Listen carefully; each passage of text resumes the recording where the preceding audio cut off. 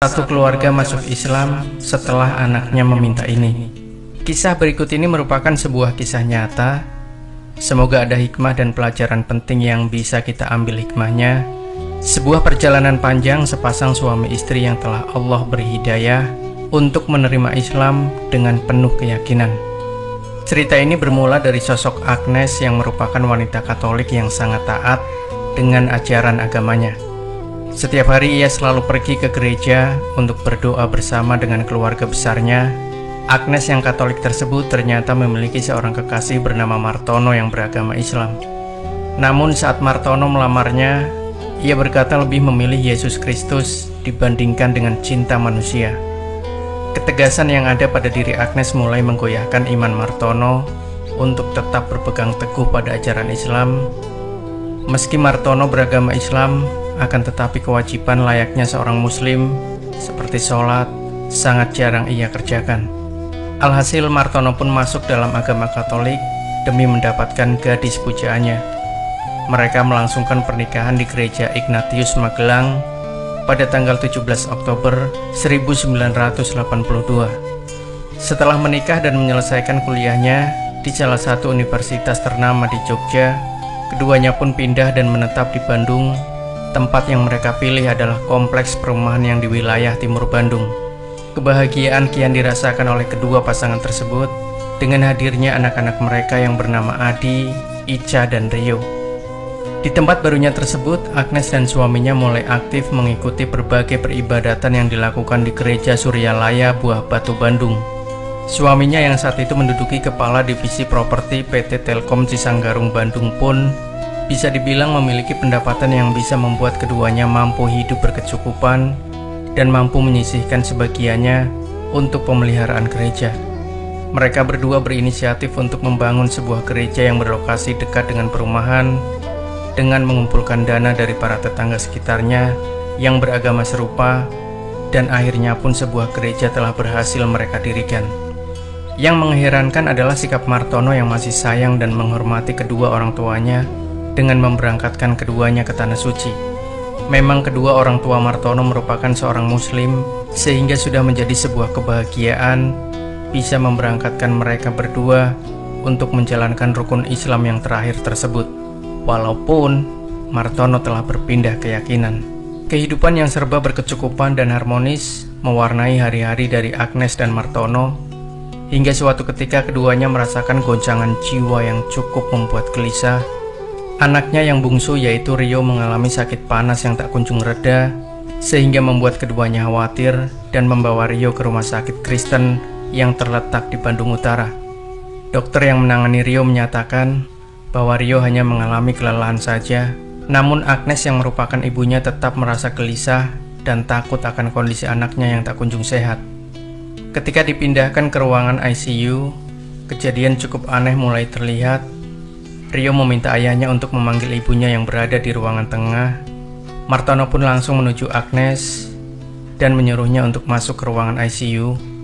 Namun jawaban Agnes cukup membuat heran Martono. "Saya sudah tahu."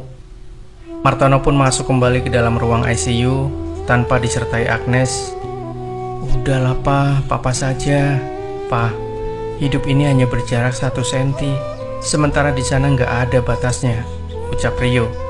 Martono tertegun dan keheranan melihat anaknya yang masih kecil bisa berkata demikian. Apa yang diucapkan oleh Rio seakan dirinya seperti orang dewasa yang sedang menasehati sesamanya. Sore pun menjelang dan Rio masih berada di ruang ICU ditemani Martono. Rio kemudian berucap, "Pa, Rio mau pulang." Dengan lemah lembut dan penuh kasih sayang, Martono menjawabnya, "Iya Rio, nanti kamu pulang bersama papa dan mama." "Enggak pa, Rio mau pulang ke surga. Rio tunggu papa dan mama di surga," ucapnya dengan nafas yang pendek.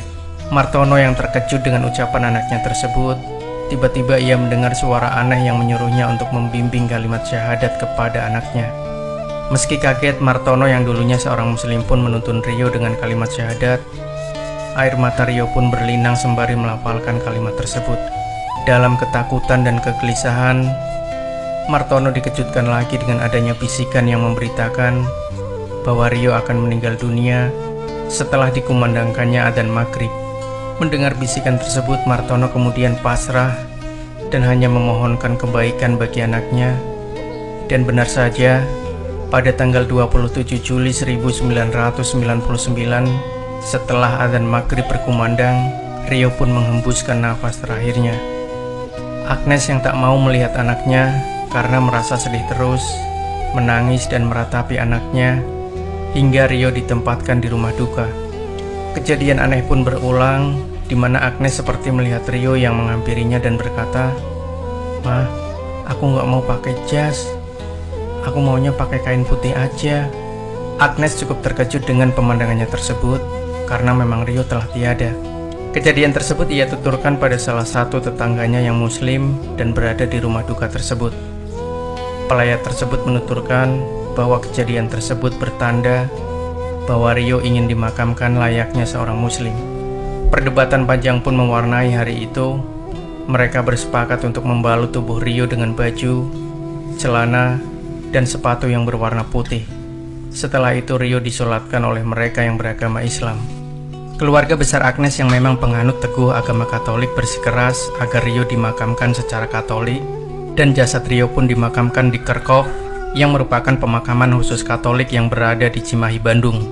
Agnes yang masih bingung dengan berbagai kejadian yang dialaminya hanya berdiam diri hingga suatu hari ia mendengar bisikan yang aneh tentang rumah dan mobil. Rumah adalah rumah Tuhan dan mobil adalah kendaraan untuk menujunya. Di saat itulah Agnes teringat akan ucapan Rio saat masih duduk di bangku TK. "Ma, Mbok Atik nanti akan Rio belikan rumah dan mobil." Mbok Atik merupakan orang yang merawat Rio sejak kecil di rumah, dan ia merupakan seorang muslimah yang taat beribadah meski harus bekerja di rumah majikan yang beragama Katolik. Agnes pun saat itu hanya bisa tersenyum sembari menjawab celoteh anaknya, "Kok mama nggak dikasih sih? Mama kan nanti punya sendiri," sahut Rio. Setelah teringat hal tersebut, Agnes kemudian meminta Martono untuk mengecek ongkos haji saat itu. Ternyata dana yang dibutuhkan untuk berangkat haji adalah Rp17.850.000. Sesaat setelah itu Agnes pun membuka uang duka yang tak pernah ia buka sebelumnya. Keheranan Agnes mulai memuncak karena nilai uang yang terkumpul ternyata sama persis dengan ongkos naik haji. Agnes kemudian menggantikan ucapan Rio dahulu sebagai cara untuk memberangkatkan Mbok Atik ke Tanah Suci. Hari berganti hari, Mbok Atik pun berangkat ke Mekah untuk menunaikan ibadah haji. Suatu hari ia menelpon sang majikan yaitu Agnes sembari menangis dan menceritakan bahwa ia bertemu Rio di Mekah. Rio yang sudah meninggal tersebut berpesan bahwa kepergiannya tak perlu dipikirkan. Ia merasa senang di alam yang baru. Jika ibunya merasa rindu, cukup berdoa saja. Pesan yang disampaikan lewat Mbok Atik tersebut bukannya membuat Agnes menjadi tenang, justru ia kini lebih stres dan mengharuskan untuk dirawat oleh seorang psikologi hingga 6 bulan. Satu hari pada saat Agnes tertidur lelap, ia dibangunkan oleh suara aneh pria misterius dalam mimpinya yang berkata, "Bukalah Al-Quran surat Yunus." Setelah heran dan penuh tanda tanya, Agnes pun kemudian mencari ke teman-temannya yang beragama Muslim untuk menanyakan tentang kandungan surat Yunus. Bahkan ia sempat diberi Al-Quran oleh sepupunya, namun tak ada jawaban yang ia dapat dari surat tersebut meski telah dibaca berulang-ulang. "Apa sih maunya Tuhan?"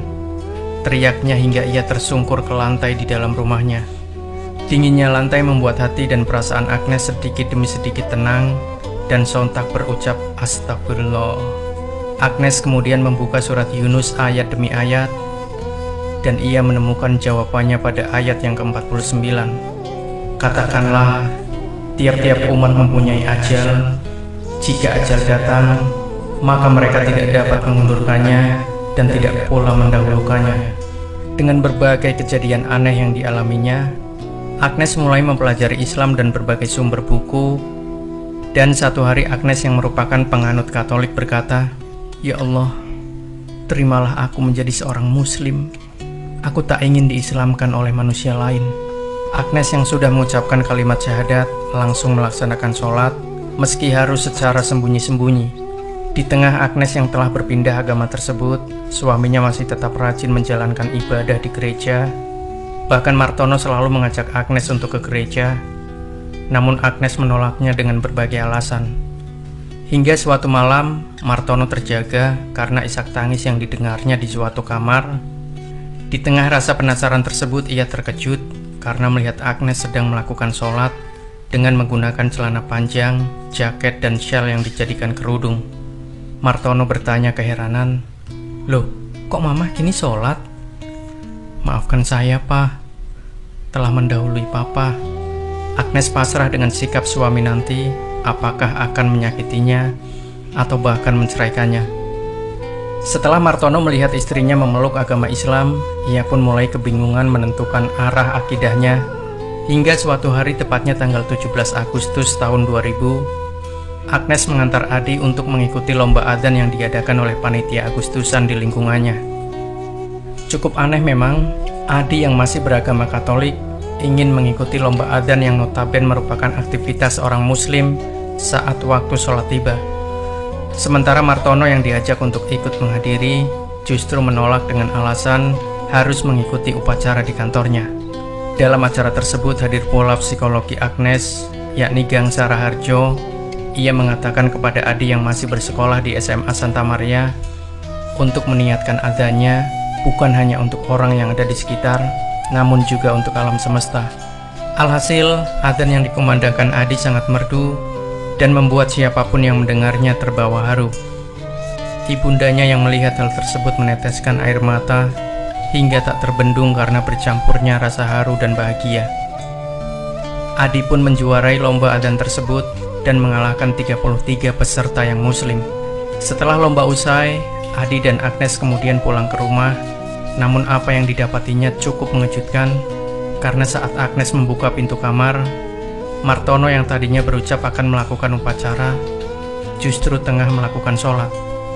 Agnes pun terkulai lemah dengan kejadian tersebut. Martono yang telah menyelesaikan sholatnya kemudian meraih tangan istrinya dan mendekapnya. Ia pun berucap, "Mah, Papa kini telah masuk Islam."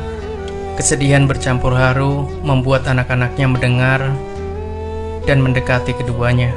Dalam hidayah yang melingkupi orang tuanya, Adi dan Ica pun kemudian memeluk agama Islam. Keluarga yang dulunya Katolik itu akhirnya melalui babak baru dalam kehidupan sebagai muslim secara terang-terangan. Bahkan Martono mewakafkan 7 hektar tanahnya untuk dijadikan pesantren Baitul Hidayah di Bandung.